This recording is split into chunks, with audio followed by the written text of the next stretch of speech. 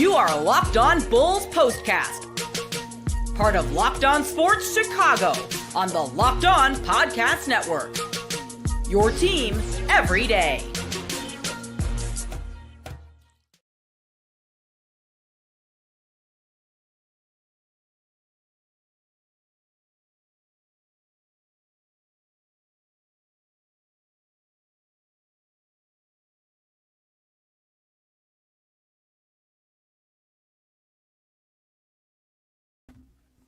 Oh, you should be able to hear me now. Okay, welcome into the Locked On Bulls Postcast here on the Locked On Sports Chicago YouTube channel. My name is Joe George.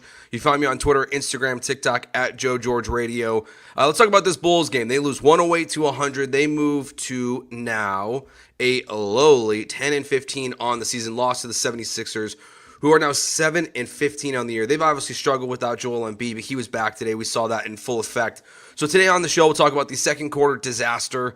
Again, not being able to take advantage of some missed opportunities that the 76ers, I think, gave you, in the third quarter specifically. Even in the first quarter, they were not great in this game. But also, like, the 76ers just took advantage of things like second chance points that the Bulls could not. And then we'll talk about Zach LaVine, his success in this game versus Coby White's struggles that we've seen that have really been a huge part, I think, of the last two games for the Bulls as they've lost. So Coby White just really struggled to perform well, just not shooting the ball well. These next 4 days off will be huge for the Bulls, for trying to kind of get back on track for what you can be. They were talking there at the end of the broadcast about working on defense and things like that, but also just getting these guys to shoot a little bit better, so maybe some time off will help them out here. We go live after every single Bulls, Bears, Cubs, and Notre Dame game here, so make sure you hit the subscribe button here. So we'll be live again after the Bears game today here on the Locked On Sports Chicago YouTube channel. But look, the second quarter was a disaster for the Bulls. This is the second game in a row they've just got absolutely embarrassed, where they've played pretty good basketball or good enough basketball for 3 of the 4 quarters, and this is something we saw early in the season, right? Like, the start of the year, it was really the first quarter that was really causing the issues. It took them until, I think it was like 8 games, I think it was, before they actually won a first quarter. And now we're seeing these second quarters in the last 2 games really just become huge problems for the Bulls. You look at the one, first of all, let's go back to the Pacers game. They get outscored 36-19 against the Indiana Pacers in the second quarter. Today, they outscore the Philadelphia 76ers 33-23. They're up by 10 points at the end of the first. Philly's not shooting the ball very well. You're not playing great basketball yourself, but you got a 10-point lead, and then you're outscored 39-17 in the second quarter. To have 2 games back-to-back and where you scored under 20 points in a quarter alone is a problem, and the fact that it's the second quarter alone, in which both those games, you've gone into the second quarter with the lead. Like, you've gone into the game, into the second quarter and felt like, okay, the Bulls this is a 76ers team that's, Joel Embiid's coming back after injuries. They're not playing great basketball, really, besides their rookie. Like, Paul George hasn't been super special this year. It has not really just been clicking in the way the 76ers thought it was going to this season. You got a 10-point lead, and then do you just get embarrassed 39-17? It's inexcusable, honestly. It's even though, like, there's bad basketball to be out there for the Bulls this year, to have 2 games in a row where you score less than 20 points in the second quarter, it's just tough. It's just not good basketball. It's not team basketball. And like, part of that, here in the second is, while Joel Embiid has missed a lot of time, he was very, very, very good in this game, specifically in the second quarter. He outscored the Bulls in his stint in the second 19-10 himself. So he was just dominating the Bulls on both sides of the court. He was playing good defensively, but he was just getting everything he wanted. It really didn't matter where either. Like, any point in the post, I don't think Vooch was playing bad basketball, but that's just like an MVP style kind of performance we saw from Joel Embiid in the second. And the Bulls just couldn't shoot at all. They were terrible in the second quarter. My note here, as I'm taking my notes, is just woof. They are terrible this quarter. They could not hit anything. So like, they get outscored like that, outscored 39-17 in the second, and it started right away. I mean, the Bulls, Joel Embiid comes out, he's scoring, and not only is it he's scoring and he's going to work early in the second, the Bulls didn't get their first bucket in the second quarter until there was 8 minutes and 4 seconds left. So they went 3 minutes and 56 seconds into the second quarter without even scoring a bucket. That's terrible basketball. That is really just awful basketball by the Bulls players in the second quarter. To start off that slow and that poorly, it's just inexcusable. And I cannot believe that they've done this now for the second time in a row. THT hit a 3, and then Julian Phillips, he hit a 3 on the next possession. So the Bulls, after not scoring for a while, they're right there. Like they're keeping it, within striking distance. They still had the lead at that point. And Embiid tied it up 39-39. And then the Bulls really started to fall apart. With 4 minutes and 40 seconds left to go in the second, they were shooting 2 for 14 in the quarter. The whole team. So it's not like they started off slow and then figured it out and just didn't score a lot of points. That was with more than halfway, I guess almost more than 2/3 of the way through the quarter. They were 2 for 14. So they were just absolutely disastrous. It was just bricks after bricks, sloppy basketball. But we know that this style of basketball that they're playing this year, the up and down running gun stuff that they've been doing this year, when they go cold, they don't have a pivot plan. Like they just don't know how to stop themselves. And it's not like you're going to put Jalen Smith in the post against Joel Embiid if he's out there. And Vooch was not very great in this game. Like he did not have his best performance. Joel Embiid was doing a good job against him defensively. So they just had no answer for anything that Philadelphia was doing. And honestly, I really don't feel like that they were even playing like that great of basketball like the Philly was. Like Joel Embiid was playing great. He was dominating you. But for the Bulls just to be outscored 39-17, just a mess of a quarter for the Bulls. And that's really why they lost this game again. Just like the Pacers game. You look back to the Pacers game. They outscored the Pacers in 3 of the 4 quarters. The Bulls did the exact same thing in this game. They outscored the 76ers 33-23 in the first, 29-26 in the third, and 21-20 in the fourth quarter. Where, yes, I know both teams took their foot off the gas there at the end, besides Billy Donovan making us wait for the start of the show because he felt like he had to call a timeout there with 4 days off coming up to make sure you get one practice plan, which didn't go very well. But just get outscored, by 22 points in a quarter, it's going to do you in. And that's the big thing for the Bulls right now, is they are not a team that's capable of playing consistently for 4 quarters. And we've known that since the beginning of the season when they had those 2 back-to-back, 20-point game, or not back-to-back, but those 2 20-point comebacks early in the season. Like, we just knew that they were not a team that can put it together from beginning to end. But it's one thing to not put it together from beginning to end.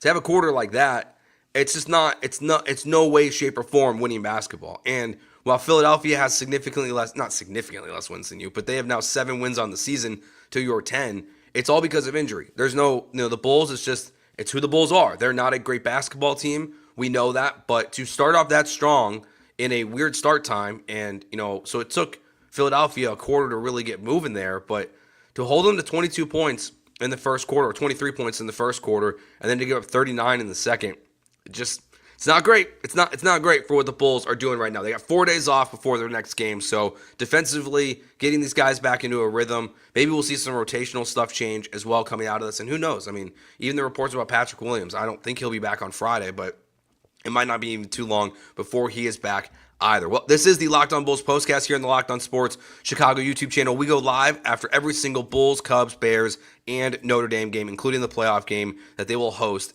coming up in December. So make sure you hit that subscribe button. Also find Locked On Bulls audio wherever you listen to your podcast, Spotify, Apple, wherever. Hit subscribe there as well because the audio is available as soon as the show is over. So you know what? If you're driving into work one day or just not available to listen live, you can just catch it on your way into work. So coming up next, let's talk about the Bulls, one of the other parts of this game where it really felt like they lost an opportunity to win this game, whether it's in the fourth quarter, closing the gap, not being able to close it all the way, second chance points, the lopsidedness of that in this game. We'll get into all that next here on the Locked On Bulls postcast on the Locked On Sports Chicago YouTube channel.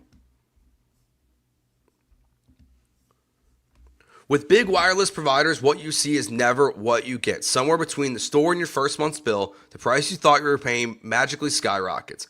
With Mint Mobile, you'll never have to worry about gotchas ever again. When Mint Mobile says $15 a month, when you purchase a 3-month plan, they mean it. Say bye-bye to your overpriced wireless plans, just jaw-dropping monthly bills and unexpected overages. Mint Mobile is here to rescue you with premium wireless plans starting at $15 a month. Use your own phone with any Mint Mobile plan and bring your phone number along with all your existing contacts. Ditch overpriced wireless with Mint Mobile's deal and get 3 months of premium wireless service for $15 a month. To get this new customer offer and your new 3-month premium wireless plan for just $15 a month, go to mintmobile.com/lockedonnba. That's mintmobile.com/lockedonnba. Cut your wireless bill to $15 a month at mintmobile.com/lockedonnba.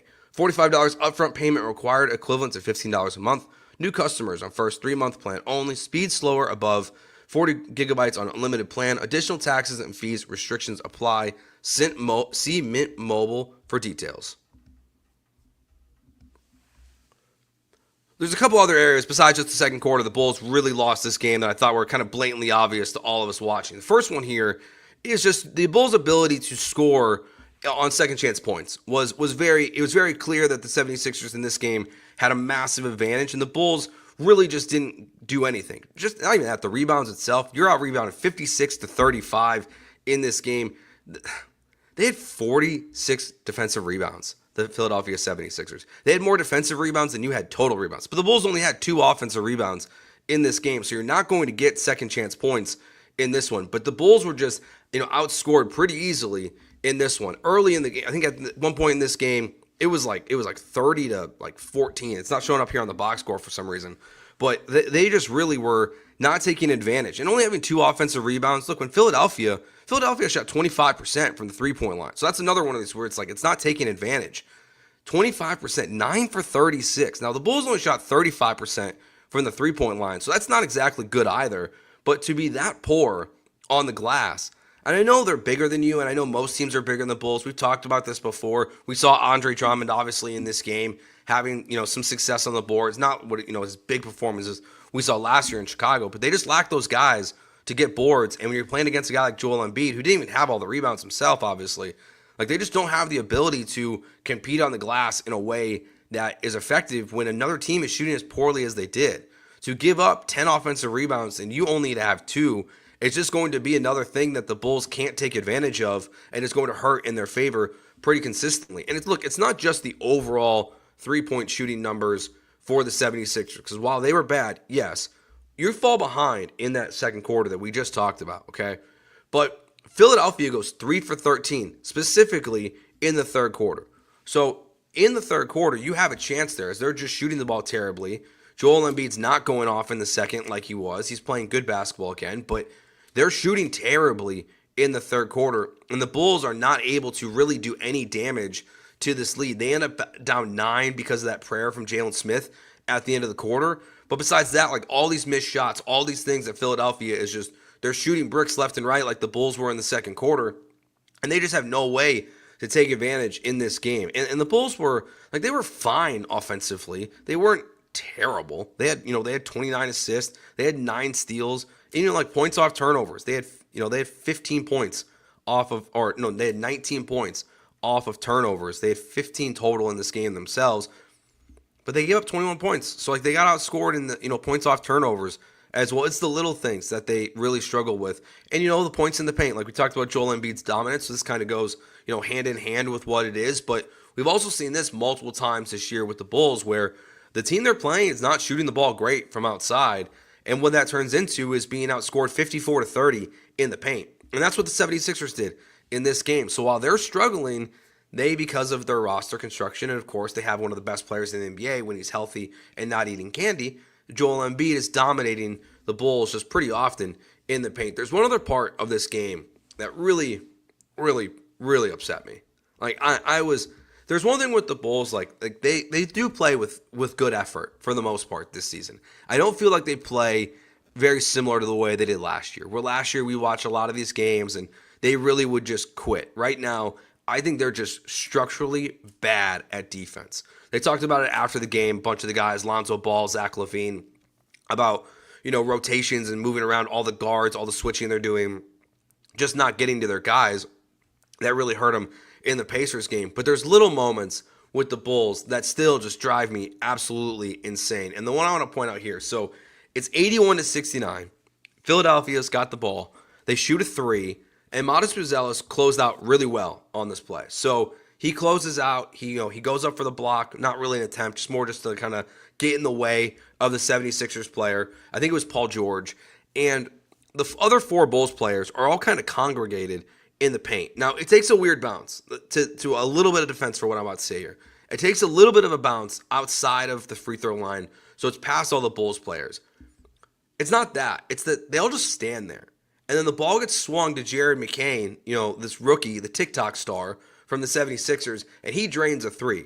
So you've got good closeout defense from Modest, And instead of having a great effort and closing out on the next guy, you just give up another 3 that makes it 84-69, and the Philadelphia 76ers just continue to grow their lead at that point in the game. Those are the little things that with the Bulls that they still infuriate me. Like, no matter what the Bulls are this season, whatever it ends up being, if it's worse at the trade deadline, I feel like I'm going to keep saying that until February actually gets here. It's just exhausting watching plays like that where they're just their feet are just like they're stuck in quicksand in a moment where you have one player making a great play, everyone else just watches the situation unfold in front of them.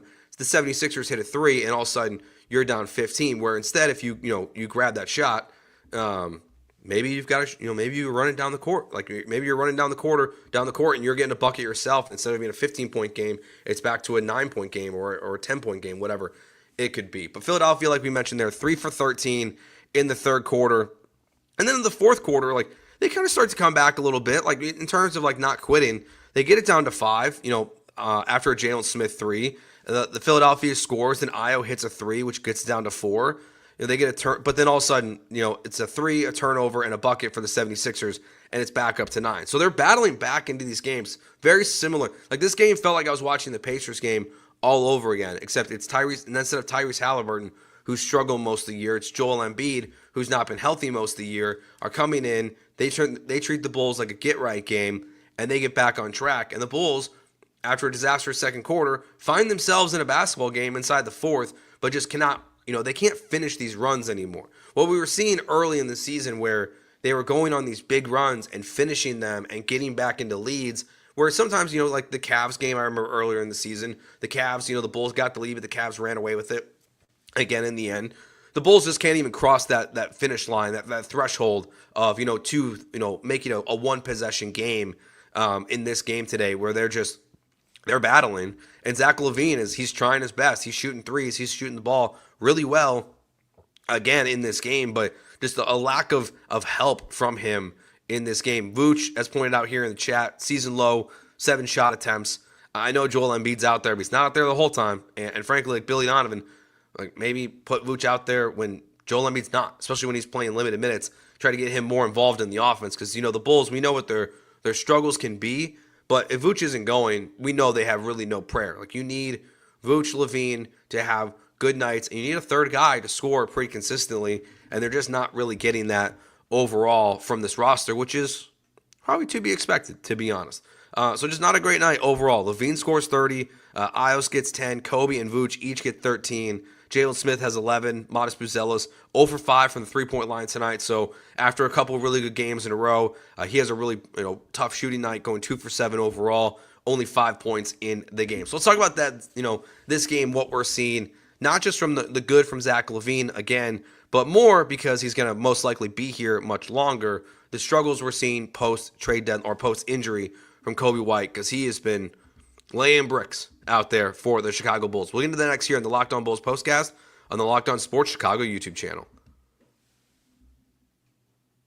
Get ready to tackle the NFL action with FanDuel, America's #1 sports book, because right now new customers can bet $5 and get $150 in bonus bets if you win. The FanDuel Sportsbook app gives you everything you need to place live bets on the NFL all in one place.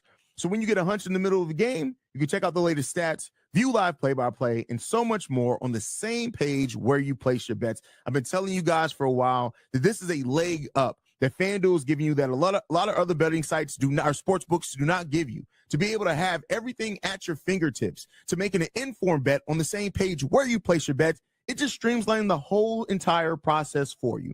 So just visit FanDuel.com today to join.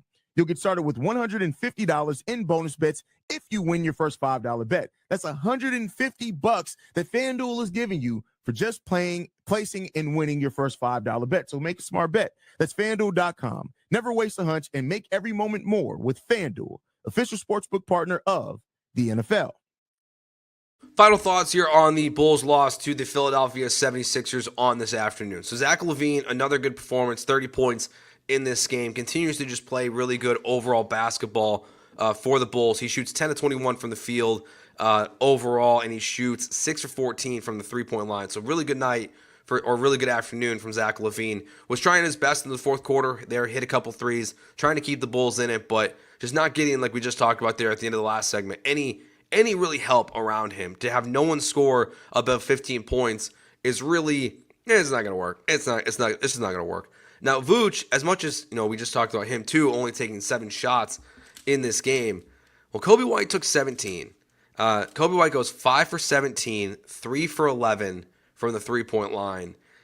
Very bad performance, again, from Coby White. We'll go back to the Pacers game here as well. Not a good night for him in that game either. So in these two games, right, you get 62 points total from Zach LaVine. Coby White goes 4 for 12 in that game from the 3-point line, 7 for 19 from the field, only 19 points. So he's really struggling. And my thing with Coby that frustrates me the most is when it's good, right? Like, he's one of those players, I think a lot of times you watch him play, and we all kind of have that reaction at home where it's like, why are you doing this? And then it goes in, and we're all excited. But then there's days like today where he's kind of playing reckless with the basketball. He's driving into 3 or 4 guys, doesn't really know where he's going with the basketball, thinking he's going to get a foul. He's not getting those calls consistently still, and he probably never will, honestly. He tries for him, but he's not going to. And then he's just shooting the ball terribly early in this return from the injury. And I'm not really, this is one of those, it's going to go away. He's going to be fine. He's going to shoot the ball better. But just specifically in these last 2 games, Coby is just not playing good basketball for the Bulls.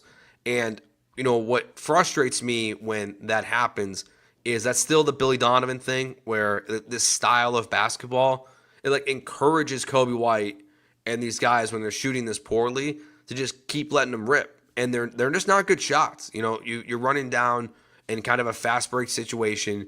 You've got 2 guys on your wing, 2 Philadelphia 76ers players, and instead of making one pass and having a 3-on-2, you're just jacking up a 3 for no reason. And it's clanking off the rim. Philadelphia's getting the ball. They're going back to the other end, and they're scoring. And that's how you get these big runs in the second quarter. That's how you get outscored 54-30 in the paint. It's just not good basketball. And it's not a Coby White thing. It's an NBA thing. It's just the style of basketball that is played now that drives me absolutely insane. But these guys just have these moments where they've got the advantage, and instead of taking it, they think the best shot in their arsenal is the 3. And I know the analytics will tell you that 3-point shots are super valuable. And ever since, kind of Daryl Morey and the Rockets and, Mike D'Antoni, even if you want to go farther back, and the Phoenix Suns, who are playing the, 10 seconds or less or 8 seconds or less basketball, that's not good basketball, especially when you're shooting this poorly through 2 games. You have to make the other pass. And then there's other moments where they're making great passes. There was one in the second quarter, I think it was. I can't remember if it was the first or the second. They swung the ball around the court twice. And then they finally got to an open guy that was Coby White, and he bricked a 3 again. They just kept making pass after pass after pass, passing up. Zach LaVine passed up on a couple shots that I was convinced he was going to take in the moment, because it's Zach LaVine 101 to have a little bit of space and take a 3. He's passing it, and they're just swinging the ball around. Coby White gets the shot, and he's just bricking it. So he's really struggling since he came back from these injuries. It's kind of like the Ayo stuff where, Ayo shooting probably still statistically the worst he's ever shot from the 3-point line this season, something I still don't expect to continue throughout the year. I think that will all solve itself, and he'll get back to closer to what his average is this season, or at least we'll be able to look at, after the first 15 games, 20 games of the year, Ayo's shooting percentage was much better. Coby White here just coming back off the injury, just not playing his best basketball, and I'm sure he would tell you that too. It's no secret watching it right now. But Ayo, 2 for 4 tonight from Ayo from the 3-point line. So they're having some success from scoring, but they're struggling defensively, and they're struggling to get second chance points, and they're really just terrible in the last 2 games in the second quarter. To be outscored 39-17 and outscore another team, outscore the 76ers in the 3 other quarters combined. He did a great job, but one quarter just absolutely derailed any chance of success that the Chicago Bulls would have tonight or this afternoon against the Philadelphia 76ers. So we'll be off for Bulls podcast, for POSTCAST for a couple days because the Bulls don't play again till Friday. So if you're watching here live on YouTube, thank you as always. Hit that subscribe button. Don't forget, we will go live as soon as the Bears 49ers game ends. So probably around like 6:15, I would imagine there. Also find the Locked On Bulls audio feed, Spotify, Apple, wherever you get your podcasts. So that way if you miss any of the show and you can't watch the video, you can catch it the next morning as well. My name's Joe George. We will talk to you after the next Chicago Bulls game on Friday night. Peace.